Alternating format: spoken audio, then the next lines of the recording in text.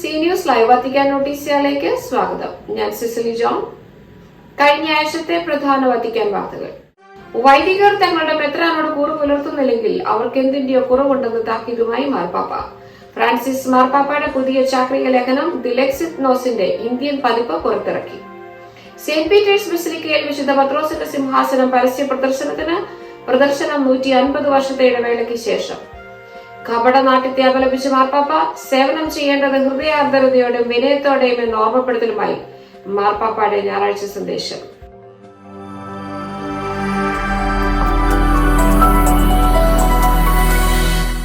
ഇനി വാർത്തകൾ വിശദമായി.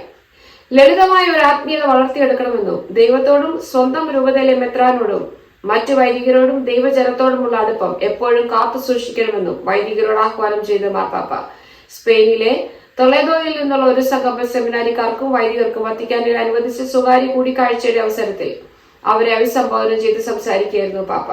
പലതരം ബന്ധങ്ങളാണ് വൈദികർ വളർത്തിയെടുക്കേണ്ടതെന്ന് പാപ്പ പറഞ്ഞു. ദൈവത്തോടുള്ള ബന്ധം, വൈദികർക്ക് മെത്രാന്മാരുമായുള്ള ബന്ധം, വൈദികർ തമ്മിലുള്ള ബന്ധം, ദൈവജനത്തോടുള്ള ബന്ധം. സ്വന്തം മെത്രാനോട് കൂറ് പുലർത്താത്ത വൈദികർ വൈകല്യമുള്ളവരാണെന്നും അവർക്ക് എന്തിന്റെയോ കുറവുണ്ടെന്നും പരിശുദ്ധ പിതാവ് താക്കീത് നൽകി. സെമിനാരിയിലെ പരിശീലന കാലത്ത് തുടങ്ങുന്ന വൈദികർ തമ്മിലുള്ള അടുപ്പവും ഐക്യദാർഢ്യവും എന്നും കാത്തു സൂക്ഷിക്കണമെന്ന് മാർപ്പാപ്പ ഓർമ്മപ്പെടുത്തി. നമ്മെ നയിക്കുന്നവനിൽ ദൃഷ്ടിയുറപ്പിച്ച് ഇപ്പോൾ കൗതാശികമായി അനുഭവിക്കുന്നവനെ ഒരിക്കൽ മുഖാമുഖം കണ്ടുമുട്ടാമെന്ന പ്രത്യാശയിൽ നമുക്ക് ഒരുമിച്ച് യാത്ര ചെയ്യാം എന്ന ആശംസയോടെയാണ് പാപ്പ കൂടിക്കാഴ്ച അവസാനിപ്പിച്ചത്. ഈശോയുടെ തിരുഹൃദയത്തോടുള്ള ഭക്തിയെ ആധാരമാക്കി ഫ്രാൻസിസ് മാർപ്പാപ്പ എഴുതിയ ചാക്രിക ലേഖനം ദി ലെക്സിത്നോസ്, അതായത് അവിടുന്ന് നമ്മെ സ്നേഹിച്ചു എന്ന ചാക്രിക ലേഖനത്തിന്റെ ഇന്ത്യൻ പതിപ്പ് പുറത്തിറക്കി. ഭാരതത്തിലെ ലത്തീൻ കത്തോലിക്ക മെത്രാന്മാരുടെ സമിതി CBI ആണ് പുസ്തകം പ്രകാശനം ചെയ്തത്.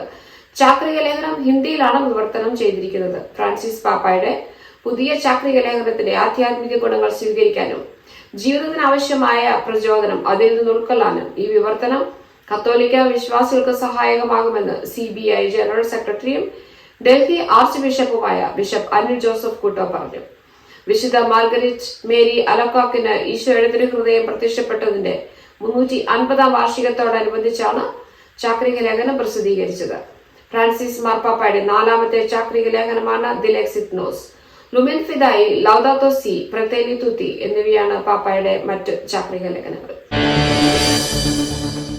മാർപ്പാപ്പയുടെ അധികാരത്തിന്റെ പ്രതീകമായ വിശുദ്ധ പത്രോസിന്റെ സിംഹാസനം 150 വർഷത്തെ ഇടവേളയ്ക്ക് ശേഷം പ്രദർശിപ്പിക്കുന്നു. സെന്റ് പീറ്റേഴ്സ് ബസിലിക്കയിൽ സിംഹാസനം സൂക്ഷിച്ചിരുന്ന പേടകത്തിൽ നിന്ന് മാറ്റി ബസിലിക്കയുടെ പ്രധാന അൾത്താരയുടെ മുമ്പിൽ സിംഹാസനം പ്രദർശിപ്പിച്ചു. മാതാവിന്റെ അമലോത്ഭവ തിരുനാൾ ദിനമായ ഡിസംബർ 8 വരെയാണ് സിംഹാസനം പ്രദർശിപ്പിക്കുക. വിശുദ്ധ പത്രോസ് പൗലോസ് സ്ലീഹന്മാരുടെ രക്തസാക്ഷിത്വത്തിന്റെ 1800ാം വാർഷികത്തോടനുബന്ധിച്ച് 1867 ഇതിനു മുമ്പ് വിശുദ്ധ പത്രോസിന്റെ ഇരിപ്പിടം വത്തിക്കാനിൽ പരസ്യമായി പ്രദർശിപ്പിച്ചത്.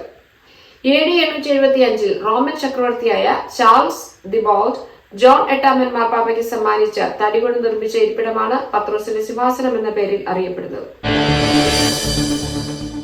ഇനി മാർപ്പാപ്പയുടെ ഞായറാഴ്ച സന്ദേശം. കപടനാട്യത്തെ ശാസിക്കുകയും ഒഴിവാക്കുകയും ചെയ്യണമെന്നുള്ള കർത്താവിന്റെ ആഹ്വാനം ആവർത്തിച്ച ഫ്രാൻസിസ് പാപ്പ. പകരം വിനയത്തോടും ഹൃദയാർദ്രതയോടും കൂടി സേവനം ചെയ്യാനാണ് അവിടുന്ന് നമ്മോട് ആവശ്യപ്പെടുന്നതെന്ന് പാപ്പ ഓർമ്മപ്പെടുത്തി. ഞായറാഴ്ച ത്രികാല പ്രാർത്ഥനയ്ക്ക് മുമ്പ് പത്രോസിന്റെ സുവിശേഷത്തിൽ നിന്നുള്ള വായനയെ അടിസ്ഥാനമാക്കി ധ്യാന ചിന്തകൾ പങ്കുവയ്ക്കുകയായിരുന്നു പാപ്പ. ജെറുസലേം ദേവാലയത്തിൽ യേശു നീപജ്ഞരുടെ കാപട്യത്തെ അപലപിച്ചതിനെ അനുസ്മരിച്ച പാപ്പ കപടനാട്യക്കാരെ കരുതിയിരിക്കണമെന്നും നാം കൂടുതൽ വിശ്വസ്തരും സ്നേഹമുള്ളവരും വിശ്വാസയോഗ്യരുമാകണമെന്നും പാപ്പ ഊന്നി പറഞ്ഞു. കപടനാട്യക്കാരുടെ പ്രാർത്ഥനകൾ കർത്താവുമായുള്ള കണ്ടുമുട്ടലിന്റെ നിമിഷങ്ങളാകുന്നതിന് പകരം കപടഭക്തിയുടെയും വ്യാജമായ സദാചാരത്തിന്റെയും പ്രദർശന വേളകളായി മാറുന്നു. അവരെ അനുസരിക്കാതിരിക്കാനും അവരിൽ നിന്ന് അകന്നു നിൽക്കാനും അവരെക്കുറിച്ച് ജാഗ്രതയുള്ളവരാകാനുമാണ് യേശു മുന്നറിയിപ്പ് നൽകുന്നതെന്നും പാപ്പ കൂട്ടിച്ചേർത്തു. എന്റെ ഉത്തരവാദിത്തങ്ങൾ ഞാൻ എപ്രകാരമാണ് നിറവേറ്റുന്നത്? വിനയത്തോടെയാണോ അതോ സ്ഥാനമാനങ്ങളിലുള്ള അഹംഭാവത്തോടെയാണോ? മാന്യതയോടും ആദരവോടും കൂടിയാണോ ഞാൻ മറ്റുള്ളവരോട് പെരുമാറുന്നത്? അതോ പരുഷമായും പ്രമാണിയെ പോലെയുമാണോ? കൂടുതൽ ബലഹീനരായവരെ അവരുടെ സ്വന്തം കാലിൽ നിൽക്കാൻ പ്രാപ്തരാക്കും വിധം ഞാൻ അവർക്ക് സമീപസ്ഥനാണോ? തുടങ്ങിയ ചോദ്യങ്ങൾ ഓരോരുത്തരും സ്വയം ചോദിക്കണമെന്നും പാപ്പ ഓർമ്മിപ്പിച്ചു.